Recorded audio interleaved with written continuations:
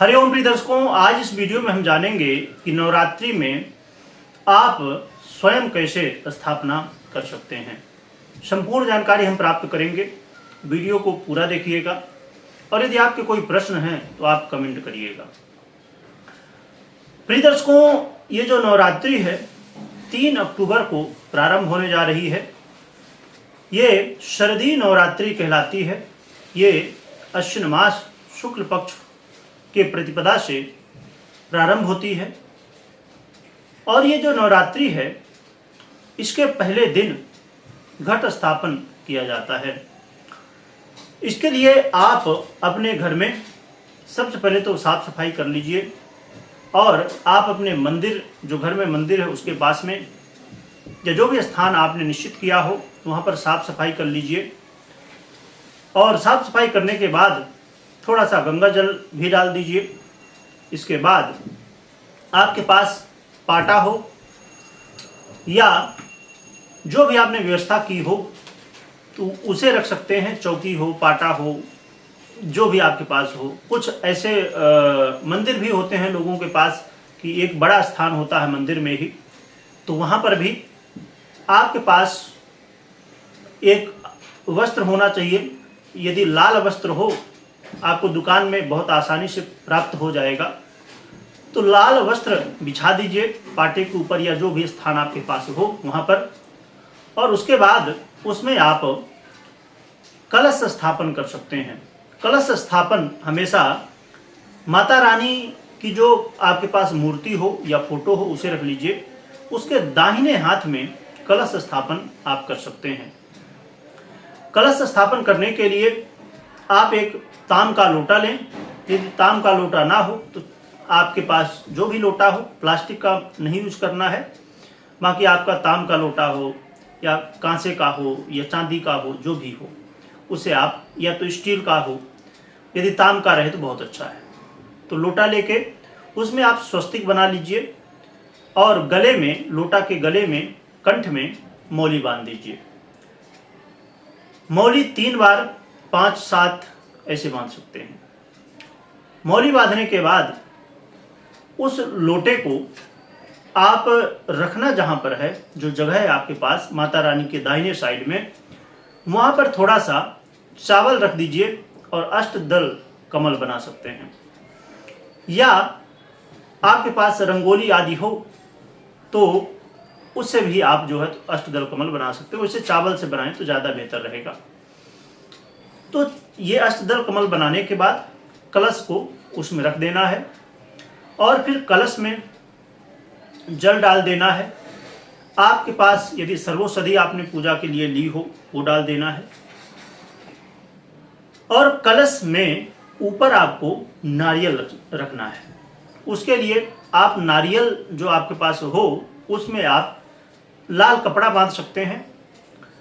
यदि कपड़ा ना हो, चुनरी हो तो चुनरी बांध सकते हैं। और यदि चुनरी भी ना हो तो आप नारियल में मौली बांध सकते हैं। जैसे आपने कलश के कंठ में, गले में बांधा है, उसी तरह आप नारियल में भी बांध सकते हैं।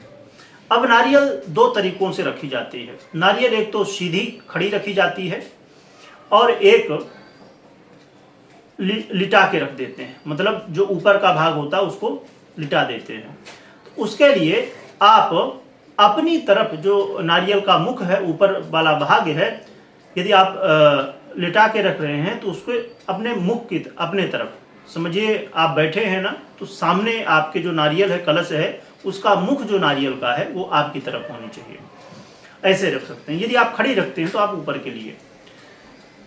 तो यदि इसमें 2 तरीके और भी हैं कि नारियल आप रख सकते हैं कुछ भी बिना रखे, या तो कुछ जगह प्रथाएं होती हैं कि आप कटोरी में चावल रख सकते हैं या प्लेट, जो भी आपके पास पात्र हो उसमें चावल रख दीजिए और फिर उसके ऊपर नारियल रखिए। एक तो ये विधि है। और दूसरा, सादा यदि आप कलश रख रहे हैं, कटोरी आदि नहीं रख रहे हैं, तो फिर आप पान या आम के जो पत्ते हैं, यानी जो है, अब अशोक के पत्ते भी कुछ जगह प्राप्त हो जाते हैं तो उनका भी, या पंच पल्लव जो भी आपको प्राप्त हो सके, कुछ नहीं तो पान तो आज के समय में आसानी से प्राप्त हो जाते हैं। और आम के भी जो है तो पत्ते प्राप्त हो जाते हैं आपको, तो उसे आप ले आइए और कलश में रख दीजिए। उसके बाद उसके ऊपर फिर नारियल रख दीजिए। इसके बाद कलश रखने के बाद आप बीच में माता रानी की मूर्ति, फोटो जो भी हो वो रख लीजिए, और माता रानी के दाहिने हाथ में ही दिया रखा जाता है, तो उसे घी का दिया आप यूज कर सकते हैं, नहीं तो तेल हो तो तेल का दिया यूज कर सकते हैं, जो भी आपके सामर्थ्य हो तो उसे यूज कर सकते हैं। तो आप दाहिने हाथ में कोई प्लेट हो या कोई पात्र हो वो जो है तो आप यूज करें, और उसके ऊपर थोड़ा सा प्लेट में पात्र जो भी आपके पास हो उसमें थोड़ा सा चावल रखें और फिर दिया रख दें। दिया के भी जो नीचे अब कौन से दिया रख रहे हैं उसमें यदि जगह हो तो थोड़ा सा मौली बांध सकते हैं, ना हो तो दिया के सामने भी रख सकते हैं। पूजा का पाठ है, ये बाद में कर सकते हैं आप। ये रख दीजिए।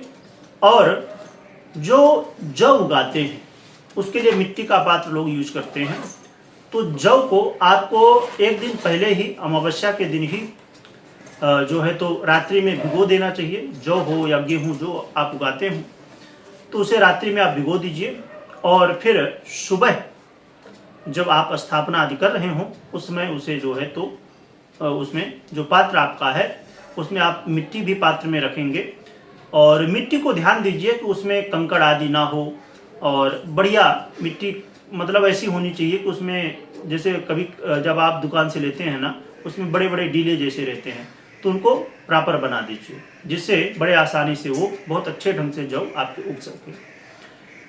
तो बनाने के बाद आप जो जौ का ये जो उगाने का जो पात्र है आपके पास, इसे आप माता रानी के जहाँ भी जगह हो, साइड में जहाँ समझिए राइट में, लेफ्ट में, जहाँ भी जगह हो आप देख लीजिए और उसे रख दीजिए। परंतु उसके नीचे भी कुछ आसन होना चाहिए। यदि आप समझिए पाटा आपका बड़ा है उसमें रख रहे हैं तो बहुत अच्छी बात है, नहीं तो कुछ यदि जगह नहीं है तो फिर साइड में कोई प्लेट हो या कोई पात्र हो, है ना, तो उसमें रख सकते हैं। कलश में भी जैसे ताम का लोटा ना हो तो आप मिट्टी का कलश भी ले सकते हैं। इसके अलावा आप यदि नवग्रह और षोडश मातृका भी बनाना चाहें तो चावल और गेहूं, चावल से नवग्रह और गेहूं से षोडश मातृका बना सकते हैं।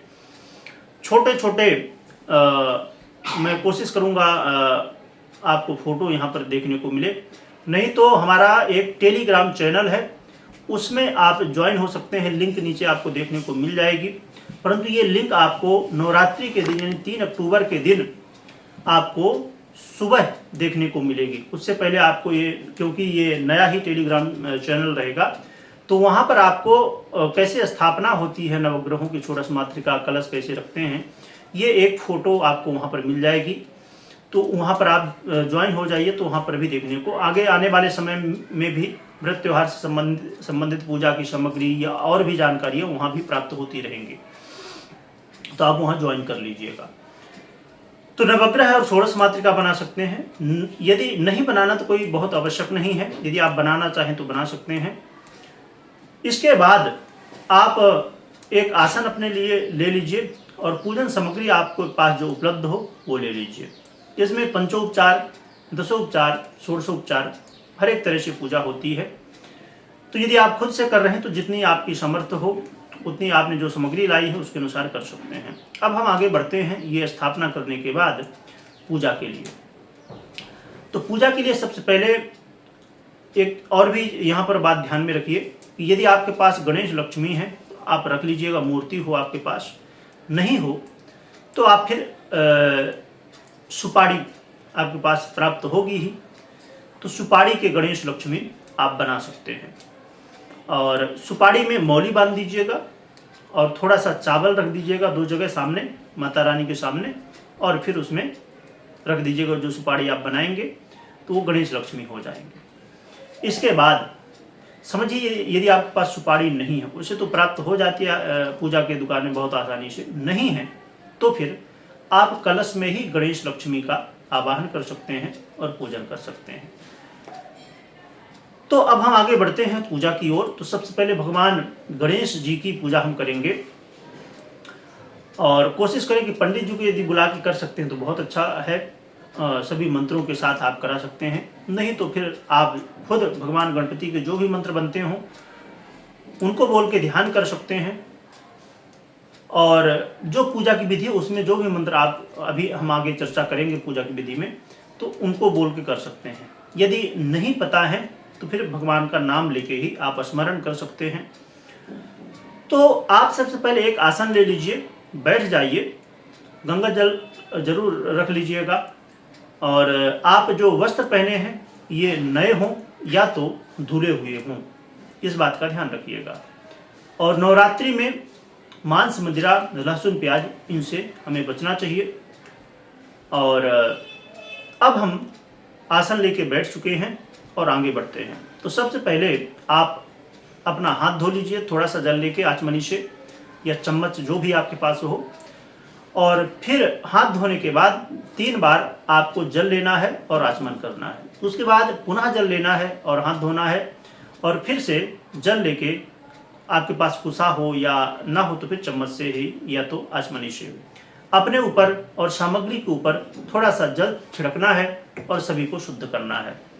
इसके बाद यदि आप पुरुष हैं तो आप शिखा बंधन अपना कर सकते हैं, यदि महिलाएं हैं तो शिखा बंधन करने की आवश्यकता नहीं होती है। इसके बाद आप अपना जो आपने तिलक 2 तरह से आपको रखना, एक तो पूजा के लिए, एक अपने लिए। तो यदि आपने जो अपने लिए तिलक रखा है तो उसे आप अपने मस्तक में लगा लीजिए, और आप जो यदि जनेऊ धारण करते हैं तो आप जनेऊ धारण कर लीजिए। इसके बाद अब आगे बढ़ेंगे। सबसे पहले पृथ्वी माता को प्रणाम करना है, आशीर्वाद लेना है पृथ्वी माता को। मंत्र बनता हो तो वो बोलिए, नहीं तो पृथ्वी माता को हाथ जोड़ के, हाथ से टच करके प्रणाम कर सकते हैं।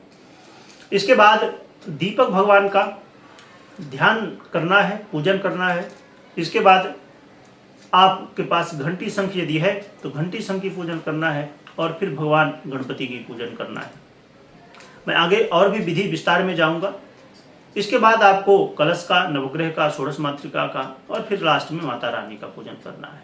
अब हम पूजा विधि समझते हैं। इसमें पूजा विधि में सभी के लिए एक ही पूजा विधि होगी, चाहे आप कलश की पूजा कर रहे हों, चाहे नवग्रह की, चाहे षोडश मातृका की, चाहे माता रानी की, या भगवान गणेश, माता लक्ष्मी की। हम एक बार समझ लेते हैं और सभी चीजें आपको सभी में अप्लाई करना है। सबसे पहले भगवान का ध्यान करना है, यदि आपसे मंत्र बनता है, नहीं तो भगवान का नाम लेके ध्यान करना है। इसके बाद उनका आवाहन करना है। इसके बाद आपको उनका स्थापन करना है, यानी कि उनको आसन देना है। आसन देने के बाद फिर आप उनको स्नान कराइए। स्नान में आप समझिए, यदि आपने पंचामृत बनाया है तो पंचामृत से पहले जल से, फिर पंचामृत से, फिर पुनः शुद्ध जल से। यदि आपने पंचामृत नहीं बनाया है तो मात्र जल से। और स्नान कराने के बाद यदि आप अभिषेक करना चाहते हैं तो अभिषेक कर सकते हैं, और यदि नहीं तो शुद्ध जल से स्नान करा के, और फिर शुद्ध जल से स्नान कराने के बाद उनको यदि आपने कोई वस्त्र पहनाने के लिए रखा है तो वो पहनाइए, नहीं तो आपके पास जो मौली है तो उसका थोड़ा सा जो है तो भगवान को थोड़ा सा, समझिए कलश में कर रहे हैं तो बांध दीजिए ऊपर से नारियल पे। अब यदि आपने सुपारी का बनाया है तो सुपारी में ऊपर से लगा दीजिए, या मूर्ति है तो उनको गले में ऐसे पहना दीजिए। तो वस्त्र पहनाना आपको, और फिर वस्त्र पहनाने के बाद आपको क्या करना है कि तिलक करना है। अब तिलक में आपके पास कौन कौन सा तिलक है?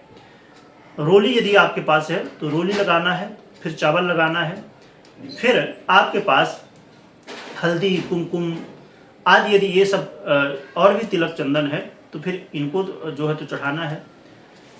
और जैसे माता रानी को चढ़ाएंगे तो उनके लिए आपने श्रृंगार लाया हो, धोती लाया हो, तो जब वस्त्र पहनाएंगे तो साथ में वो चढ़ा देना है। इसके बाद आपने चंदन तिलक कर दिया भगवान का, फिर आपके पास फूल, दुर्वा, तुलसी, ये सब चीज़ें जो भी हों वो चढ़ाना। गणेश जी को तुलसी नहीं चढ़ाना है, और दुर्गा जी को दुर्वा नहीं चढ़ाना। कलश में आप दुर्वा, तुलसी सब कुछ चढ़ा सकते हैं। ये चढ़ाने के बाद फिर भगवान का जो है तो स्थापन करना है, स्थापना करना है। चावल हाथ में ले लेना है, भगवान को टच करना है, और मंत्र बनता हो तो मंत्र बोलिए, नहीं बनता है तो ओम प्रतिष्ठो ये बोल दीजिए और चावल छोड़ दीजिए। इसके बाद स्थापना करने के बाद भगवान के लिए आपने जो भोग लाया हो, मिठाई, फल या आपने कुछ बनाया हो, हलवा आदि जो भी आपने बनाया हो, तो भगवान को भोग लगाना है। भोग लगाने के बाद भगवान को सबसे पहले, अब यदि समझिए मिठाई है तो मिठाई, फिर ऋतु फल, और फिर यदि आपने धूप आदि दिया है आपके पास तो धूप लगा दीजिए। धूप आदि लगाने के बाद आप भगवान की फिर जो है तो आरती कर सकते हैं। आरती में अब ऐसा होगा कि जैसे आप गणेश जी की पूजा आपने, मैंने जो क्रम बताया, गणेश जी की पूजा, लक्ष्मी जी की पूजा, कलश, नवग्रह, षोडश मातृका, माता रानी की पूजा, ये सब करने के बाद लास्ट में सबकी एक साथ आरती करना है। या आप पहले अलग अलग करना चाहें तो आप कपूर की आरती भी कर सकते हैं, या भगवान की सबकी अलग अलग भी आरती कर सकते हैं। वैसे ज़्यादातर लोग सभी भगवान की पूजा करते हैं। जैसे भोग आदि आपने लगा दिया, फूल आदि सब कुछ आपने चढ़ा दिया, दक्षिणा चढ़ा दी, यदि आपके पास दक्षिणा है, फूल आदि चढ़ाने के बाद पान है तो पान आपने चढ़ा दिया, है ना। ये सब करने के बाद फिर आपने कलश की पूजा कर ली, नवग्रह की कर ली, षोडश मातृका की कर ली, और उसके बाद फिर माता रानी की, और उसके बाद फिर आरती कर सकते हैं। तो ये एक बहुत ही साधारण विधि है। और यदि आप दशोपचार, षोडशोपचार, राजोपचार पूजा कराना चाहते हैं तो फिर पंडित जी को बुलाइए, या आपको करना है तो आप इसका विस्तार कर सकते हैं। तो ये बहुत ही सरल विधि है उन लोगों के लिए जिनके यहाँ ऐसी स्थिति है कि पंडित जी वहाँ प्राप्त नहीं है, तो वो लोग खुद भी ऐसे कर सकते हैं। यदि आपको और भी कोई प्रश्न है, जानकारी है, तो आप कमेंट कर सकते हैं, तो उसके अनुसार भी और भी जानकारी आपको प्राप्त हो जाएगी। वीडियो देखने के लिए बहुत बहुत धन्यवाद।